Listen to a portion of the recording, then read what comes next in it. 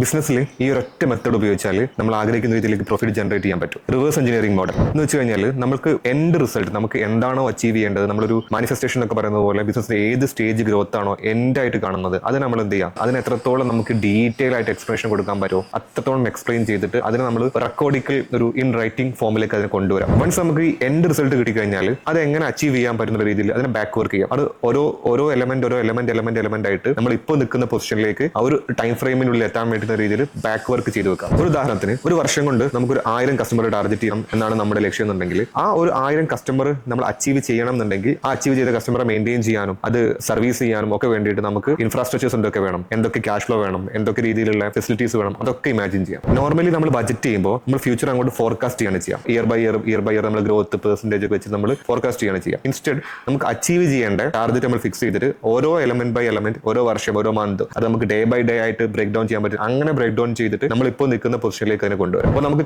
Clarity കിട്ടും. ഓരോ സ്റ്റേജിലും നമുക്ക് എന്തൊക്കെ ഫെസിലിറ്റീസ് ആണ് വേണ്ടത്, എത്ര ക്യാഷ് ഫ്ലോ ആണ് ജനറേറ്റ് ചെയ്യേണ്ടത്, എത്ര എക്സ്പെൻഡിച്ചർ ആയിട്ട് നമുക്ക് ഉണ്ടാവും, എത്ര മാൻ പവർ ആണ് വേണ്ടതെന്നുള്ള ക്ലിയർ റോഡ് മാപ്പ് കിട്ടും. ഈ റോഡ് മാപ്പ് കിട്ടിക്കഴിഞ്ഞാൽ നമുക്ക് ഇന്ന് എന്ത് ചെയ്യണമെന്നുള്ളതും നാളെ എന്ത് ചെയ്യണമെന്നുള്ളതും അടുത്ത മാസം എന്ത് ചെയ്താലാണ് നമുക്ക് ടാർഗറ്റ് അച്ചീവ് ചെയ്യാൻ പറ്റുന്നതും കറക്റ്റ് ക്ലാരിറ്റി നമുക്ക് കിട്ടും.